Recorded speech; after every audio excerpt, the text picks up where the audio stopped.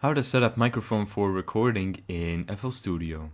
Now, recording vocals for me, I do them with a template.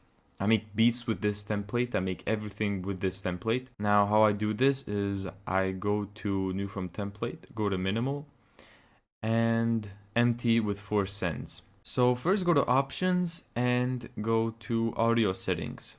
The first thing that you need to do is make sure that you're using FL Studio ASIO.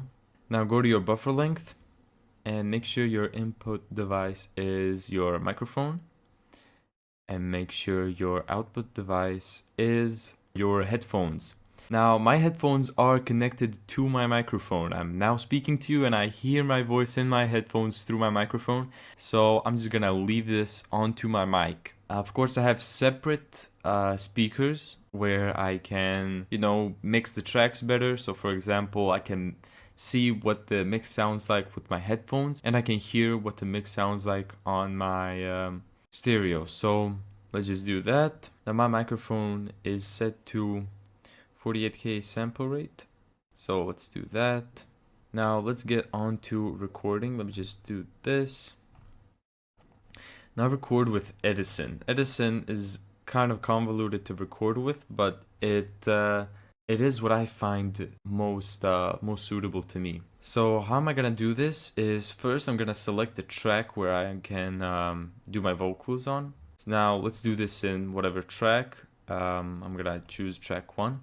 Then go here and then select in 1 and 2. Now you can hear me twice and I can hear myself as well. So let me actually just do that. Now from here you can do your vocals.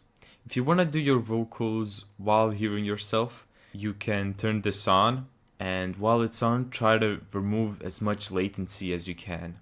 Now, there's a lot of tutorials on YouTube on how to reduce latency. Right now, I'm just gonna stick to recording.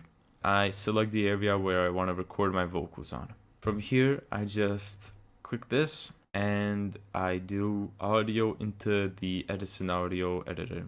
And here you go, I'm recording right now. This is the vocal. Now how far away you need to be from the mic is I usually just open up my hand as much as I can and then have my pinky just touch the mic and have my thumb really close to my mouth, and that's approximately the distance you want to have between yourself and the microphone. So let's export this, and there you go. And now what you want to do is delete Edison and transfer this onto a different track, let's say track 2. And there you go. That's at least the setup I use for recording my vocals. Thank you so much for watching this video. If you found this tutorial helpful, make sure to give it a thumbs up and subscribe. And as always, see you in the next video.